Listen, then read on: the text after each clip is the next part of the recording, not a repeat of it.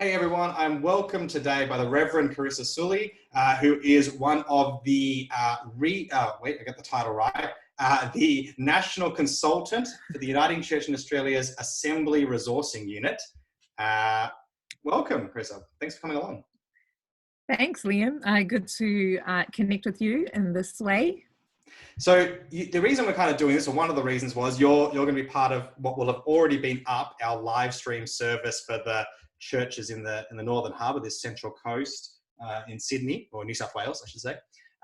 And, you know, usually when a guest speaker comes, you do maybe a bit of an interview with them at some point in the service, or you give them a block to kind of do their spiel, where they get to talk about what it is they're doing and try to connect people in. And this kind of afforded us an opportunity to take a little more space with that, to have a bit of a chat about, not only who you are, but what you're doing, your life in the church and the wider church and what you're passionate about. And hopefully also, given the medium of, this going up online and as a video and as a podcast, get out to more people, maybe save you a couple of trips once this whole thing's over. That's right.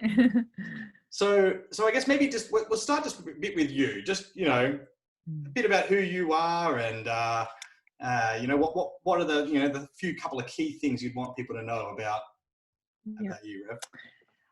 So for me, yes, my name is Carissa Sully. I'm a second generation Tongan Australian.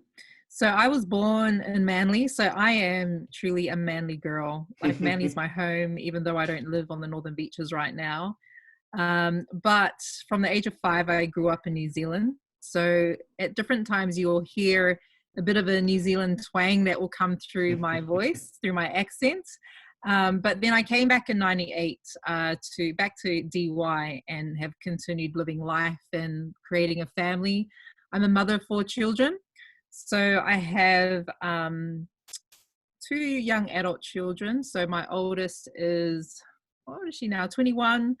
And she's actually working in ministry at the moment. So she's the children and youth ministry worker for Willoughby Uniting Church.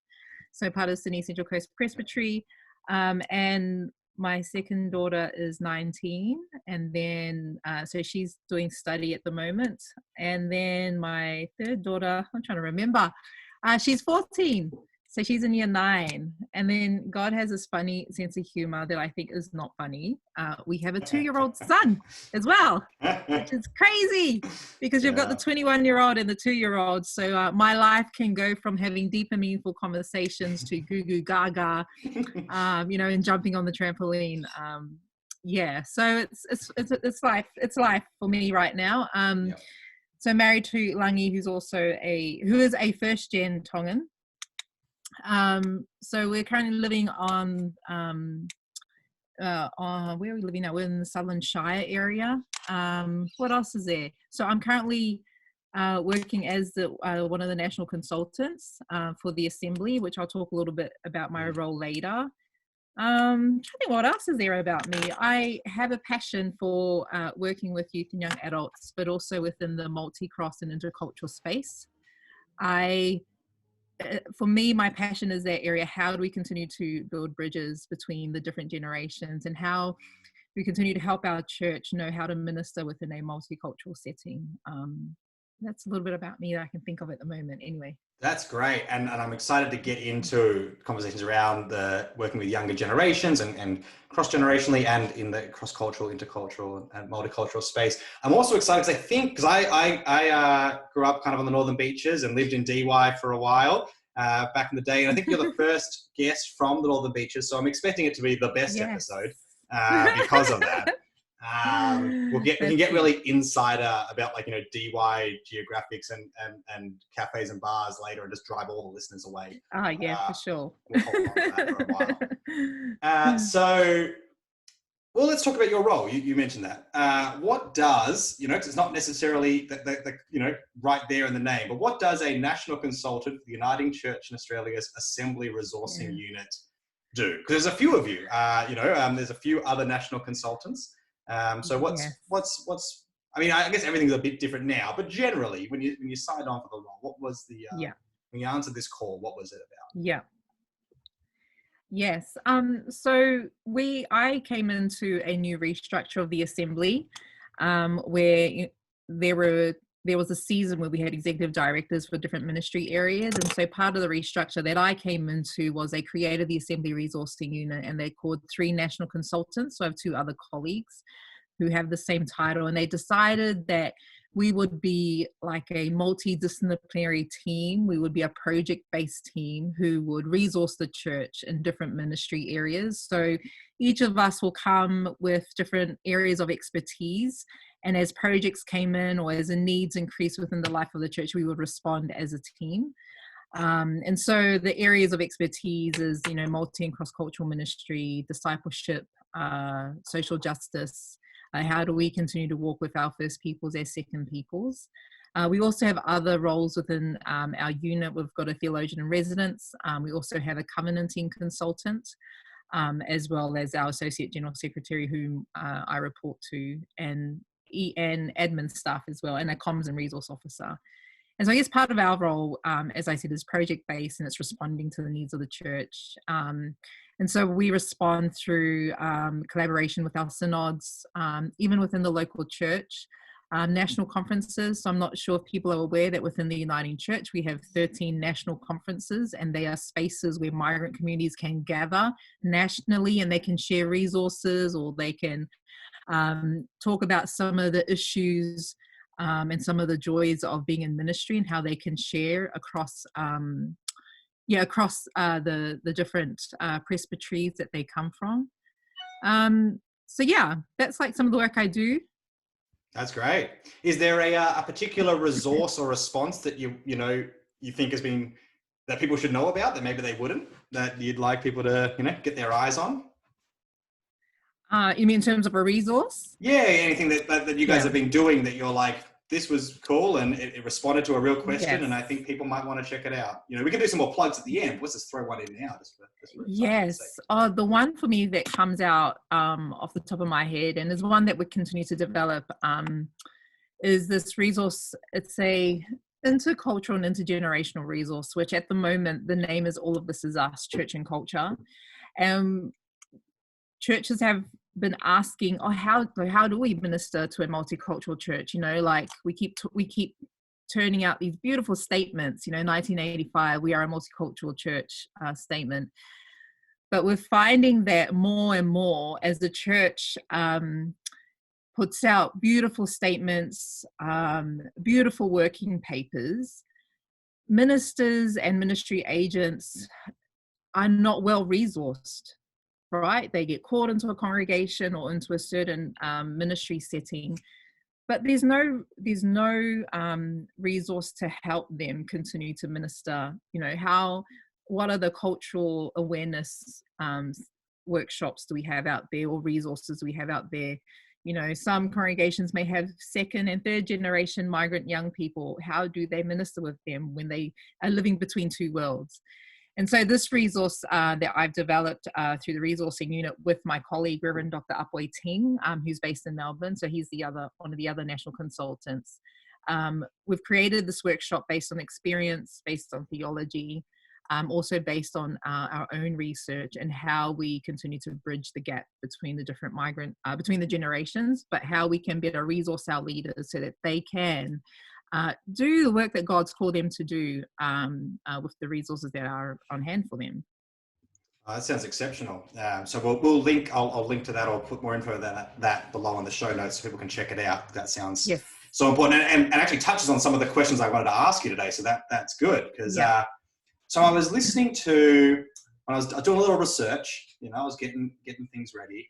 And I was listening to a bit of an interview you did a few years ago now with the ABC Religion and Ethics radio show. Oh yes, I remember that. And we were talking about your placement in Dapto Uniting Church. Yes. And how that church went from, when you first went, predominantly white church, and became increasingly multicultural across the time you were there, from a variety of cultures. People started attending the church. Yeah. I guess first, how did you find that process as a minister? Were you kind of in that space where you were like, I really wish there was someone from the National Assembly had written a great resource for this? What was it like being the minister in that time? And I guess, tied to that, as you're working with that group that had been, you know, from the dominant culture and had been the majority culture in that, the white people in that church, what was it like trying to work with them? What were some of the things that kind of continued to come up that either surprised you or maybe didn't, of what they were dealing with and what you had to kind of work with in order for this, you know, the church to be not only multicultural, but actually fruitful and constructive in that space? Yeah. So when I was first called into Dap 39 Church, I must say it was a wonderful place. Like, I really enjoyed my time there with the people. There are a large congregation, and I think often when new ministers or new ministry agents start a new placement, you see the blind spots so much, you know, so easy. And it's interesting that what I saw was he was a congregation who actually didn't realize at the same time how multicultural they were, just within some of the groups who were already within the life of that congregation. And I didn't go in with the expectation that I want this to be a multicultural church. I think the more that we looked outwards into how we can connect with the community, people were drawn into coming in and being part of the church. And one of the gifts of the members of Dap 39 Church, that they're very hospitable and generous community. So the fact that they could come along for the ride and make connections with the wider community was quite easy to do because of them and because of how generous that they were.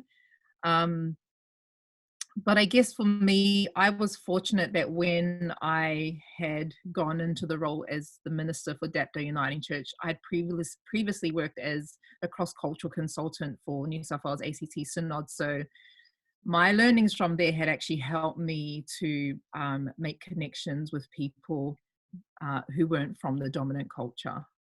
So I was quite advanced, I guess. I still don't have all the answers, but my previous learning, my previous research or training actually helped me to be able to grow the multicultural aspect of the congregation. And I think once we actually stripped away the idea of we need to be a multicultural church and actually came back to how do we share the love of Christ, or how do we, how do we share, like how do we get people to experience what we're experiencing? We're experiencing the love of God, and we want our neighbors to experience that too.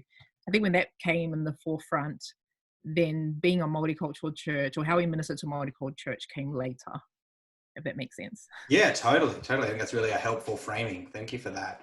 I was thinking, like, I've definitely experienced this either through churches I've had some connection with or stories I've heard from other ministers where, okay, a church realizes that, okay, the area we're in has changed, right? It used to be a predominantly Anglo area. It is now a multicultural area. So if the church is going to reflect its area and meet people who are moving in, it's going to become more multicultural.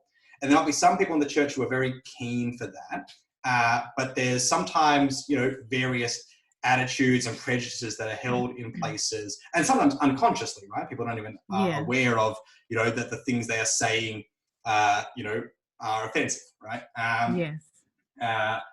And people often talk about, okay, the things we're going to make to help us become a multicultural church, we're going to start putting multiple languages on the screen.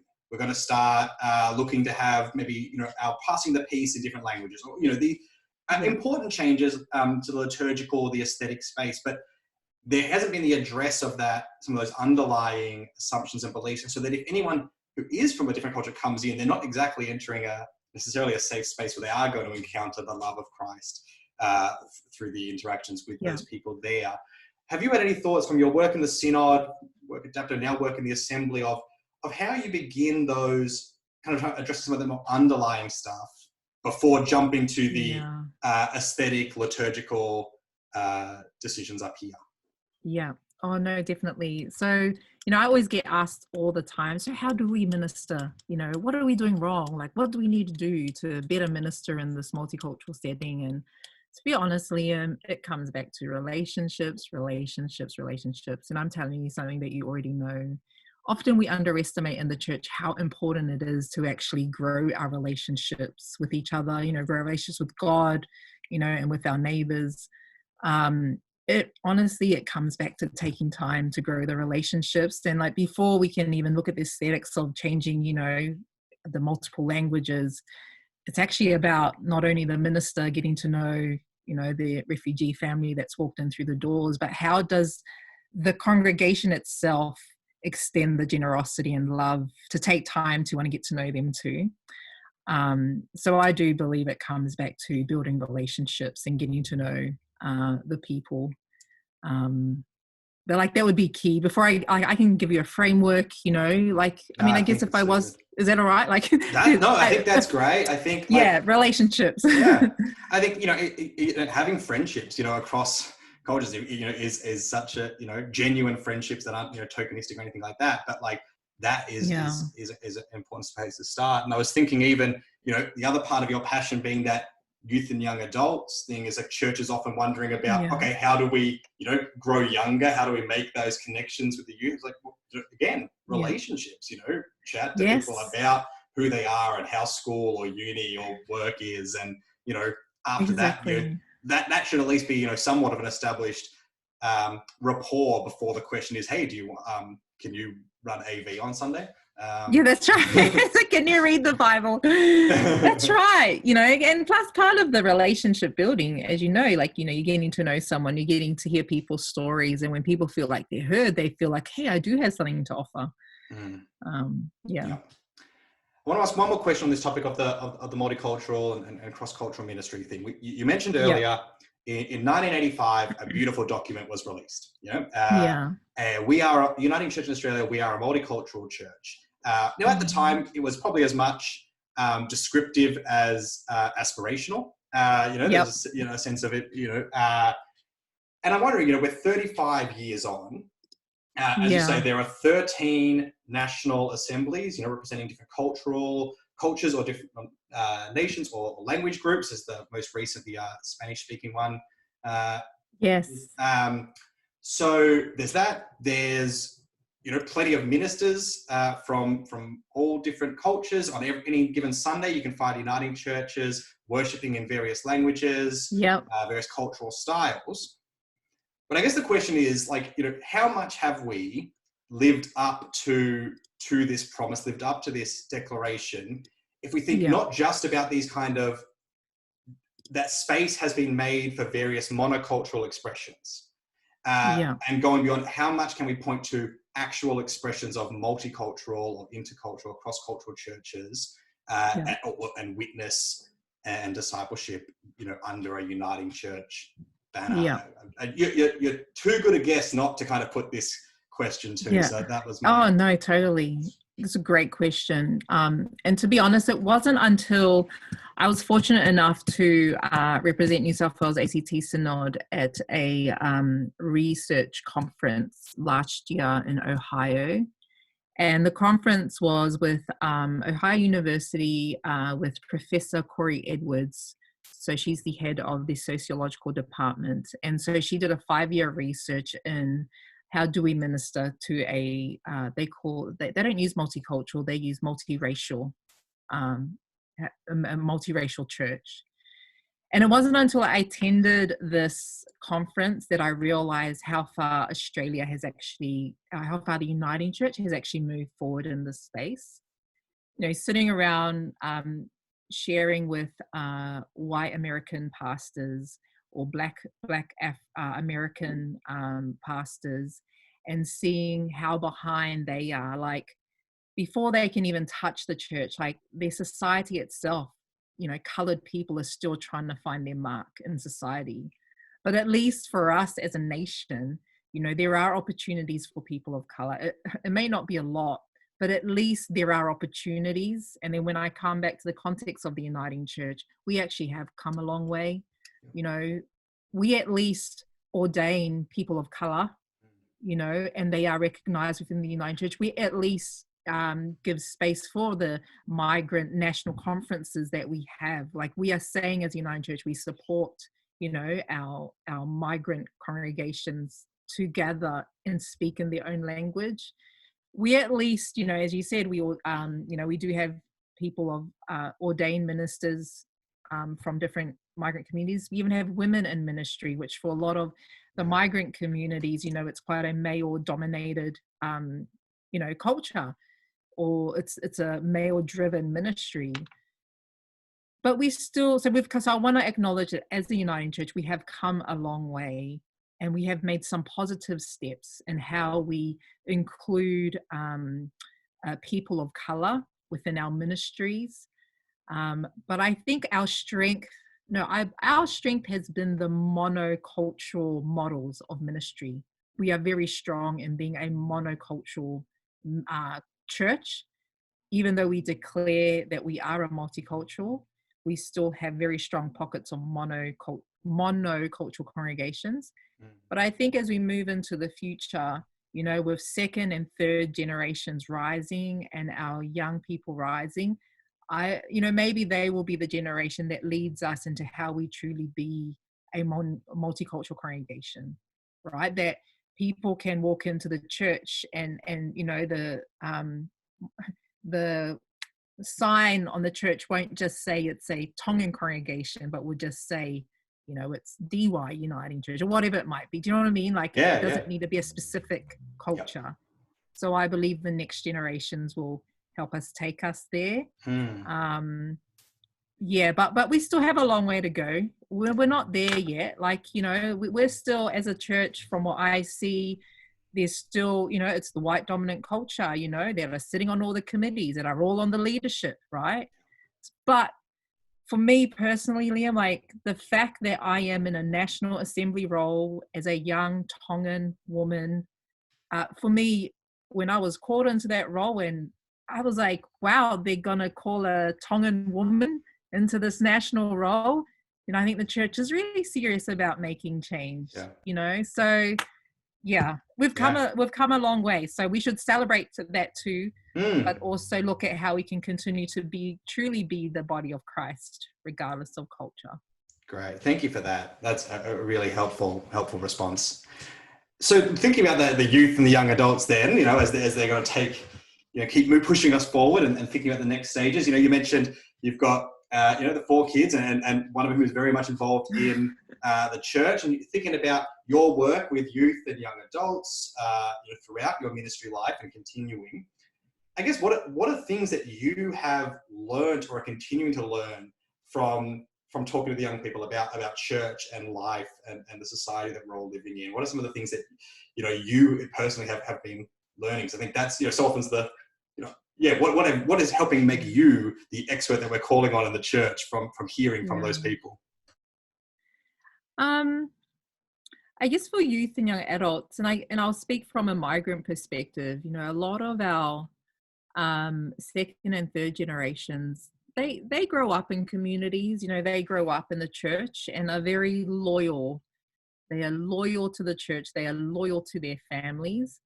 But often we can see them get lost where, you know, they will then stop coming to the church once they get to a certain age because they just can't handle it anymore, because sometimes culture can take over. It can be the forefront before what Christ calls us to do and be. And so for a lot of our migrant young people, what I'm hearing is that they want space to be able to express themselves, even if express their faith, even if it looks different to what the traditional model of church looks like. I'm also hearing that what would be helpful is that we're not just looking at bringing up just the second and third younger generations, because the reality is for a lot of migrant communities, it's about intergenerational ministry, right?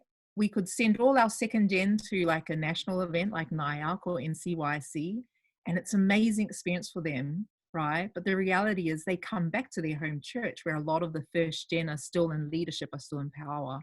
So how do we actually help bridge that gap between these generations so that there is a fair playing field, also that not only are, you know, first gen leading, but how do we actually unlock the strengths of both generations so that they can work together and be the body of Christ?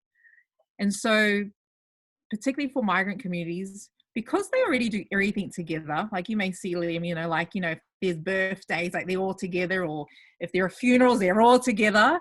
So they're actually building community is not an issue, but the challenge is how do we talk to each other? Especially when we're growing up in structures where, you know, you listen to your elders or you listen to the minister, you don't talk back, right? So, I believe the church has space in this kind of context to help generations not only unlock their own strengths to, work together, but also what are the tools that we can give to help generations talk to each other. Because, and that's the challenge for migrant communities. It's not the issue, or the challenge is not how we build community and how we fill the seats. They can do that easily. But how do we talk to each other and still hold on to what is true, or still hold on to what we believe, but be okay when there are times of difference? Yeah, thank you for that. I think that's a super important perspective on that, and a real challenge, but a helpful one. Yeah. Yeah, thank you for that. And I think that's, I experienced when I helped out on the last Aurora, which was a few years ago now. Yeah. But like the team who were running it, like I was at that point maybe almost 30, and I was like the second oldest kind of thing, and it was a bunch who were younger than me, and most were again that second and third gen from Tonga and Korea, a bunch of other places, and like it was like, and they ran this like 800 person thing. Don't let Braden convince anyone that he was like the mastermind. It was like this whole team. This will be a test to see if he listened. But like Braden did great. But there was this whole team who like took on such a huge task and pulled it off so well. And then you always wondered what happened when they returned, or what happened to all these folks when they returned. Was it either exactly, okay, now you're just back to sitting and listening, or was it, sometimes it's the other way, maybe more in Anglo congregations, which I can speak from, where it's, okay, great, so you just take over this thing now. And great, and like we won't like do any extra trading or resourcing or that's right, exactly. Just do it. Wonder why you got tired. So but I think there are these great opportunities sometimes to foster leadership, but it has to be this long-term listening and hearing, and being willing to take the risks that things might look different, but each generation has to discover how they express and articulate the good news of Jesus Christ. That's right. And also the other thing too that I'm seeing and hearing and learning is that, when you're dealing with second and third generations, like, if you're the minister and, you want to get to know them, and maybe in your mind, you're like, I can see that like they'll be really good at leading like the youth ministry. So I'll just, have a conversation.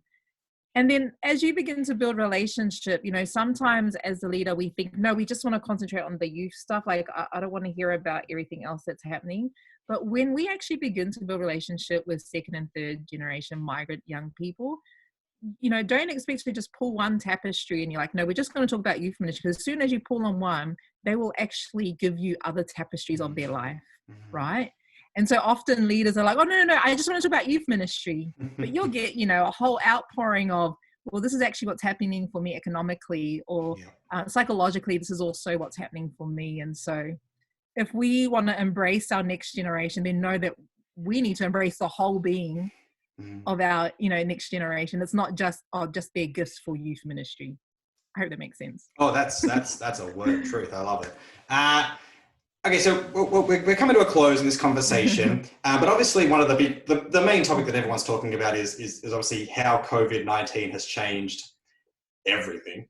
And I know we were talking a bit before off mic, how the differences in how we think about how we do worship and discipleship and how we connect. And a lot of the focus has in some ways been on the negatives, and that's okay. It's right to express some of the grief that we have for how things are not how we would like them. But I'm wondering if from your own experience of developing worship materials through the assembly, of leading worship online through Holy Week, of speaking in different places, and just what you're seeing, is there anything you've seen that's been developed or started or trialed or expanded in this time that you're thinking, hey, even when we no longer have to do it, this is something I think we should keep doing? Or even maybe in a different form, but this inclination, this thing that we're testing out here or doing a bit now, I'd love to see that continue. Yeah. I'm going to go back to what I said earlier. Like, I'm seeing that there's more opportunity since COVID-19 to interact with people. So, relationships, right? Because like, how cool is it that, or I'm seeing, the presbytery boundaries being crossed. It's no longer a central, it's Sydney Central Coast thing, or, just that minister from that particular presbytery. Like, I'm seeing ministers from across presbyteries gathering, how do we help each other? I'm doing this. Okay, I'll share with you what I'm doing. You can use this. And they are coming from all over the nation, right? Yep. I think that's great learning for all of us as a church. You know, our boundaries are in there for a particular task, but there are opportunities when we shouldn't allow our boundaries not to share resources or not to cross over. Like, I mean, I'm seeing it more clearly now that so many ministers and ministry agents are doing more, and they come from different parts of the nation. So that's really good. In terms of the online worship stuff, well, I just want to take my hat off to all the ministers and deacons and chaplains and ministry agents who have just had to turn up. You know, you went through theological college. I did. There was absolutely no session on online church. Let's be real. Yeah, that's very true. On doing technology. So, you know, the fact that our ministers have faithfully turned up, regardless whether people say this is the right thing or not, I just want to acknowledge that they're doing amazing. And I think we all need, after a certain period of time, maybe good, you know, we just need to ride the wave and at some point pause. And as you said, just take some time out to, okay, let's look at what we've learned. And I know some of those conversations are already happening across this particular synod. The moderator asking those questions. What have we learned? What are we seeing? What needs to change? And I think there's some of the key questions for all of us as leaders, as members of the church to think about and how we can do ministry better. Probably the final thing I'll say is it's been interesting doing online service where I've used Facebook Live to Zoom via Facebook Live, to just writing, you know, like doing no live, but just writing content and sending it out to a congregation.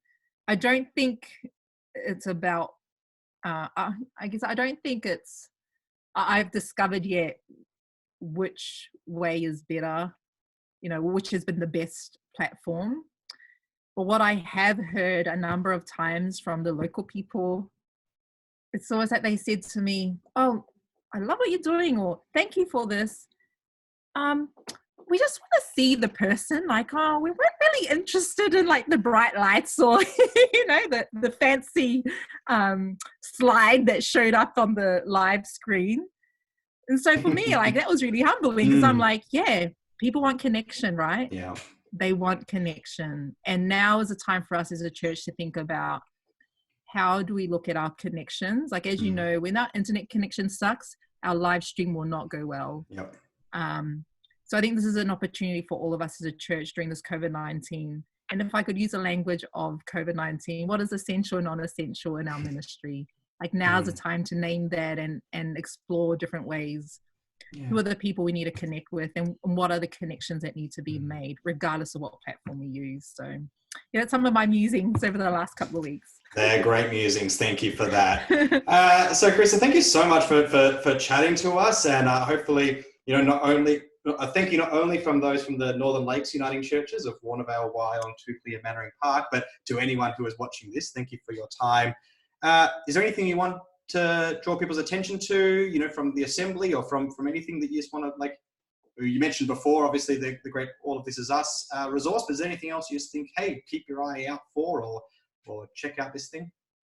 Yeah, keep an eye out for the domestic and family violence resource that we are pulling together. Even in this COVID-19, you know, we've even heard our government talk about increasing funding to help those experiencing any form of domestic family violence. So the Assembly has been, you know, we have this space in some ways to look in that area of social justice and how we can help provide support for our ministers, for our ministry agents, and how they respond, and also the local church. So look out, a resource is coming. But I'll also point you to the Assembly website. Our comms director has been doing a great job in pulling through what other synods are doing, resources, prayers from the president and our moderators. Head out to the website. We've intentionally changed the look of the website to help people navigate, you know, what they're looking for that can help their ministry during this time of COVID-19. That's great. And also just want to say thank you for having me as well, and just wish, you know, all the congregations blessing and love, and just encourage them to go gentle. This is a challenging time for all of us. And so just be gentle on yourselves, take the time out you need, and yeah, and call Liam. Like if you need someone to talk to, call your minister. Thank you for that. And yes, ditto. Oh, great. Well, thanks for joining us today. Thank you. Take